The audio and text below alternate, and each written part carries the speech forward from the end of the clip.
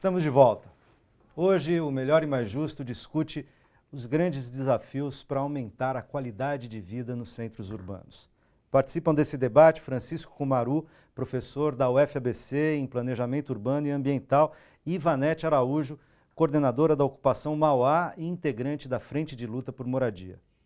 Como a gente já discutiu aqui no primeiro bloco, quando falamos em especulação imobiliária, principalmente nos grandes centros urbanos, estamos falando em acentuar a exclusão social, em diminuir o direito à moradia de cidadãos menos favorecidos, em áreas providas de maior acesso aos equipamentos e serviços públicos.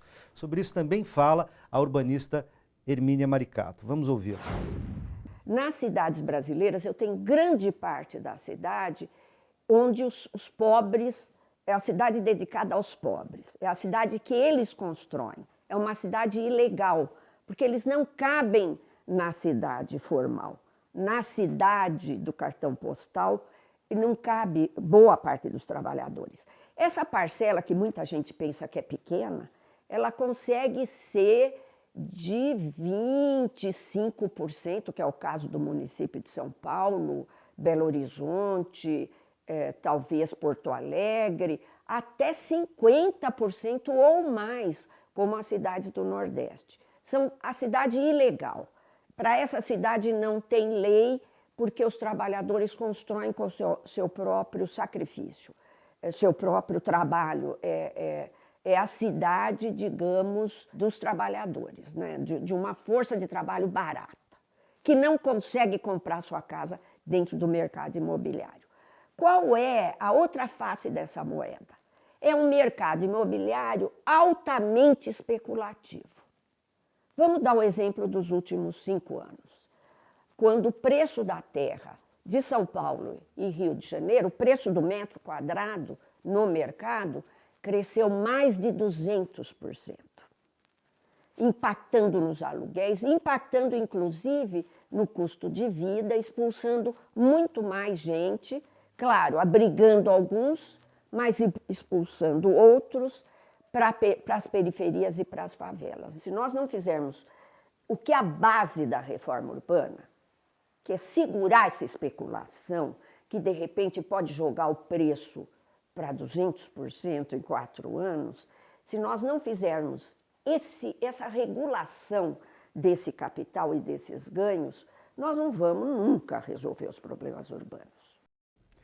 Então, a cidade é o espaço por excelência da luta de classes? Como fazer uma reforma urbana de fato cidadã? Pois é. É um grande desafio, né? De fato, nós vivemos uma situação de profunda insustentabilidade, né? Com uma base de muita injustiça social nas nossas cidades. E por isso também esse descontentamento enorme. Com a crise da mobilidade, nós tivemos também muito pouco investimento no sistema de mobilidade. Isso afeta todo mundo, afeta, né, inclusive a classe média. Quem não é afetado é quem tem helicóptero, né? Quer dizer, você tem uma elite muito pequenininha, uma oligarquia que consegue estar imune aos problemas das cidades. Mesmo assim, por exemplo, os estudos do professor Saldiva, lá da Faculdade de Medicina da USP, mostram que viver numa metrópole que nem São Paulo, né, equivale a gente fumar 4 cigarros por dia. Em média, a gente vive 1 ano e meio a 2 a menos do que... Sem ser fumante, naturalmente. Sem ser fumante, né? Naturalmente. Se for fumante, aí é até um pouco mais. Acresce os 4. Acresce aos 4. Ou seja, nós estamos numa curva exponencial de piora das condições de vida, da qualidade de vida, né? E os trabalhadores que ficam com a maior parte da conta para ser paga, né? Tem que pagar uma conta muito maior, né? Então, nós temos que fazer essa reforma urbana urgente, né? E aí precisamos, de fato, promover esse debate, esse diálogo, valorizar, né, os movimentos sociais, respeitar eles, né? Eles cumprem um papel importantíssimo, eles são um potencial, uma riqueza que nós temos no país, porque eles mobilizam, eles executam parte de um trabalho que o Estado não executa e nem as ONGs não executam. Verdade. Eles deveriam ser muito valorizados, ao contrário, né, do que vem ocorrendo, que é a criminalização, né? Então, o que tem sido feito é uma grande... Criminalização dos movimentos sociais. Dos movimentos sociais em geral. É uma grande injustiça, né, o que está sendo feito. E a gente tem que transformar a cidade num local de uso, né? trazer à tona o seu valor de uso, não só o seu valor de troca, que é o que o capitalismo extremado tem feito ultimamente. E, portanto, a especulação imobiliária como sua representante na cidade, uma das suas representantes na cidade faz. Né? Exatamente. A cidade deixou de ser um lugar de negócios e ela passou a ser um negócio em si. Ela é o negócio, né? E aí, então, nós estamos caminhando para uma direção muito perigosa, né? Que nós temos que reverter isso daí, abrindo, democratizando, né? E revendo toda essa priorização de investimentos. Né? E, Ivanete, a correlação de forças para fazer isso? Porque a gente sabe muito fortemente que os movimentos sociais são criminalizados, além de criminalizados, ou como consequência da criminalização, eles são oprimidos nas suas manifestações, eles são desqualificados, por exemplo, pela grande imprensa, às vezes por representantes até eleitos pela população, né? Como se ocupações, por exemplo, como se, digamos, o que deveria ser desqualificado, em vez de ser o cara que tem um imóvel ou um terreno há 10, 20, 30 anos, sem uso nenhum, sem pagar IPTU, sem cumprir nenhum tipo de função, como se ele não fosse desqualificado e fosse desqualificado quem ocupa aquele terreno para produzir alguma qualidade de vida para os seus filhos, para a sua comunidade, etc. Né? Quer dizer, tem uma inversão de valores, mas a correlação de forças na nossa sociedade, no capitalismo em geral, costuma ser muito desigual. Quer dizer, para o campo das elites, do dinheiro, do poder econômico e político, muito poder. Para o campo dos movimentos sociais, menos poder.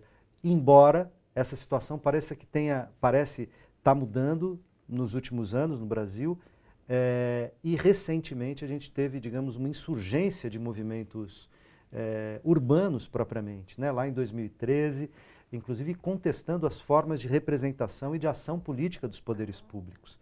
Como é que está essa correlação de força e que futuro você vê para isso? Então, eu costumo dizer que a pior luta é aquela que não se faz e quem não luta está morto, né? Inclusive é um dos meus gritos de ordem, né? Por que isso? Vou pegar um exemplo. Vou começar pelo judiciário. O auxílio aluguel do judiciário é 4.300 e alguma coisa, tem 51 centavos no final, né? 4 mil para quê? Para o juiz? Auxílio Aluguel. Moradia, auxílio Tá. aluguel para o juiz, fora o salário que o judiciário tem, correto? O auxílio moradia para o trabalhador de baixa renda, para o trabalhador sem teto, é R$300. E aí, fora a questão de salário, essa desigualdade, por isso que a gente continua na luta. Eu acho que todos têm que ter direito, né? E aí vem essa informação, inclusive aconteceu aí, agora em meados de junho, um ato na própria Assembleia Legislativa referente a uma lei que está sendo discutida, em questão de abrir uma CPI dos movimentos sociais e para as lideranças, né? Gente, o que nós fazemos é nada mais do que o governo deveria fazer, tá certo? Nós estamos simplesmente mostrando para aquele morador, para aquela família, para aquele trabalhador de baixa renda, que se ele hoje ele consegue comer e não consegue pagar aluguel, ele tem um direito, existe um direito, né? E esse direito dele está sendo violado, que é o artigo 5º da Constituição Federal. Todo cidadão tem direito à moradia, todo cidadão. Então, não adianta esse trabalhador ou essa trabalhadora, para poder dar o de comer para os filhos e morar numa encosta, e morar num lugar que está colocando também a sua família em risco. A cidade pertence a todos nós. E essa questão a mídia bate muito, detona, né? Os poderes públicos detona, mas nós não estamos fazendo nada mais, nada menos daquilo que eles deveriam fazer. Se entrar hoje dentro de uma ocupação nossa, né, ou qualquer uma outra ocupação organizada na cidade, você vai ver o quanto que a família conseguiu impactar positivamente na vida dela. Ela come bem. Eu conheço famílias Ela consegue matricular o seu filho na escola? Na escola, consegue ter creche próximo. Se não tem o dinheiro para o transporte, ela vai a pé, ou ela pega a bicicleta, ela vai, entendeu? E anteriormente, eu tenho história de família que não tinha nem aonde cozinhar. Né? Cozinhava, botava uma lata e cozinhava, botava o álcool, era daquela forma que ela cozinhava. E a partir do momento que ela passou a conhecer e vir para a luta junto com a gente, ela tem o básico, que é o fogão, para poder botar o seu arroz. Então, ainda nós temos muita coisa, já deu uma melhoradinha, mas nós temos muita luta ainda pela frente. Tá certo?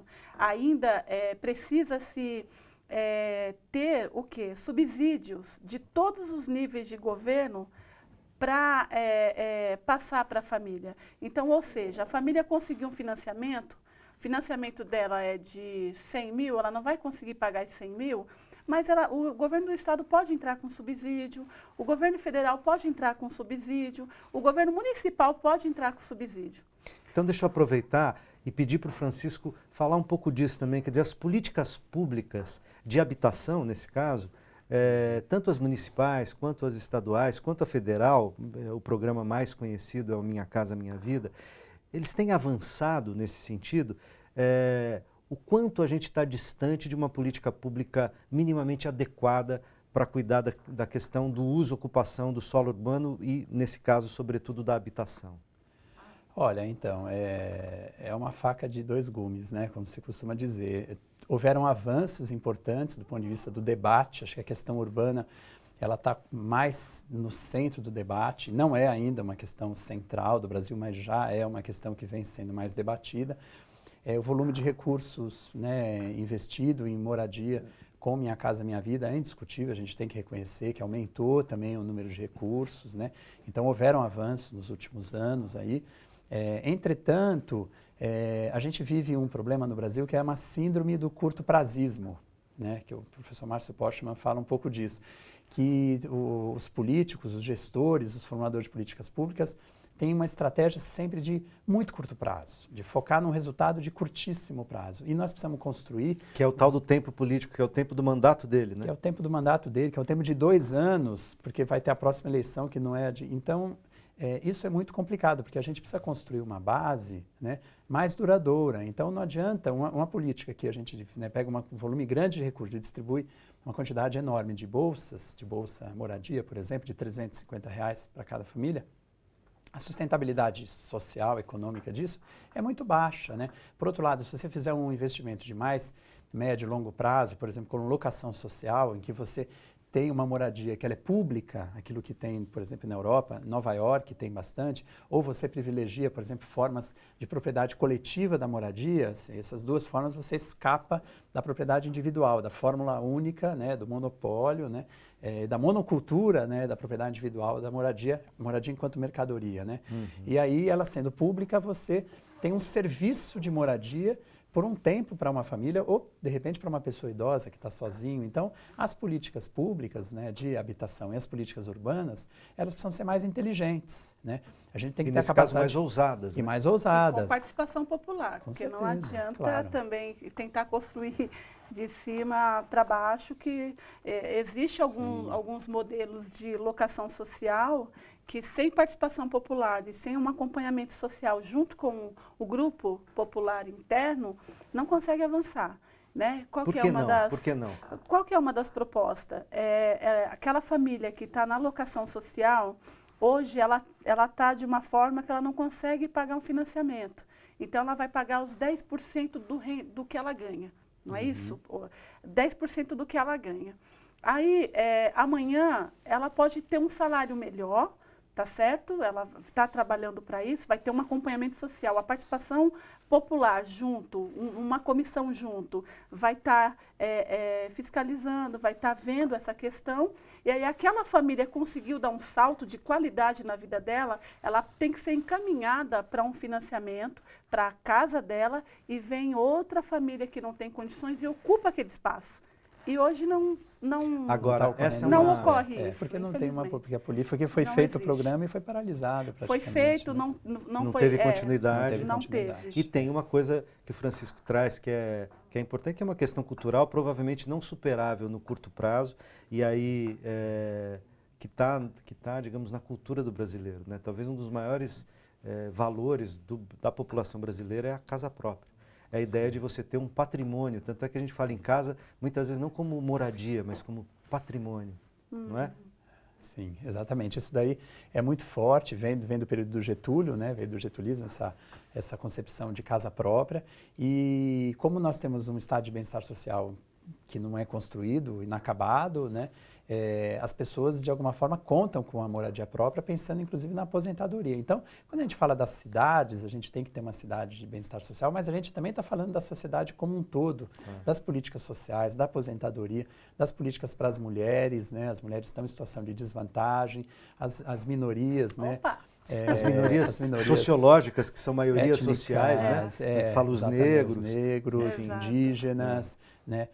As mulheres, idosos, crianças, quer dizer, todos esses grupos precisam ter um olhar, né? Muito mais acurado nas cidades. Só para dar um exemplo super simples e que absolutamente não é lembrado nas nossas cidades, né? Calçada de qualidade, né? Assim, um investimento barato. Se você pensar assim, um prefeito pode dizer que ele não tem dinheiro para fazer muitas coisas, mas assim, a gente fazer um investimento em calçada, faixa de pedestre e passarela, né, e semáforo para pedestre é um investimento barato. Para um país que nem o Brasil é muito barato. Vendo as obras que a gente faz, as pontes estaiadas da vida, que levam só automóvel, túneis, etc. e tal, coisas super complexas. Caríssimas. Caríssimo, o megalomania com Copa do Mundo, construindo estádios na Amazônia. Você consertar as calçadas de periferia, tem gente que não sai de casa porque é deficiente físico e não dá para pôr a cadeira de roda na calçada, porque não tem calçada, não tem rua. Quer dizer, e é uma coisa barata de resolver. Então, tem coisas, as soluções, a gente não precisa de ter investimentos tão fantásticos. A gente, com o dinheiro que a gente tem e inteligência, dá para fazer muita coisa. Inteligência e democracia, a gente podia ir mais longe. Eu preciso fazer mais um intervalo. Vocês viram que as nossas cidades têm ainda muitíssimo para avançar. A gente continua com o debate no terceiro bloco, não sai daí.